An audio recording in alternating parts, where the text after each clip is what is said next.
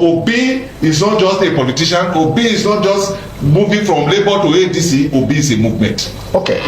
Peter Obi has been a reference point, particularly from the last general election, with a huge followership and all of that. Well, like you started at the beginning, you mentioned that Obi is a reference point. He continues to be a reference point. Because the gospel of Saint Obi, I'll call him Saint Gregory Obi, is completely different from the gospel of every other politician in Nigeria. It is for that reason, that singular reason, that a lot of persons continue to discuss Obi even before he joined the ADC. I'm sure that Obi would not have moved from Labour to ADC, because what Obi is saying, what Obi is discussing with Nigerians, you discover that since the movement of Obi about 4 or 5 days ago, there have been a lot of concern, even from the ruling political party, even from our migrant party, the PDP, because everybody is concerned, because Obi movement from where he is to a different place entirely means that the political atmosphere is going to change.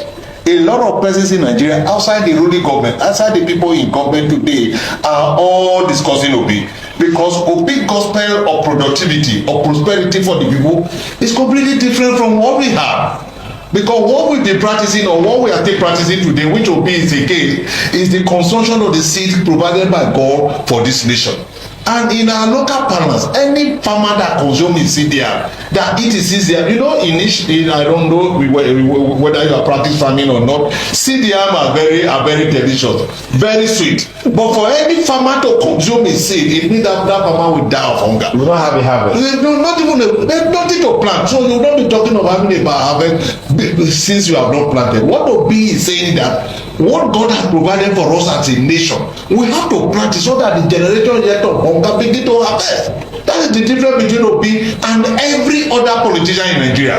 Until that is done, I'm not here to cast aspersion on the ruling government or cast aspersion on my party, but what Obi is saying is completely different from what every other politician is saying in Nigeria. That is why you see that the followership is huge. That is why that you see that people are saying that where Obi go is where they will go. Labour was not so strong before the coming of Obi, and you will now discover what will happen to Labour. A lot of people gravitated towards Labour, not because, or a lot of persons voted for Labour candidate from the Senate to the House of Rep, not because of any other person, but because of Obi. But you discover that some of those persons, immediately they got to the House, rather than listening to the gospel of Obi from Genesis to Revolution, what they did was not only to the camp, to change that mindset.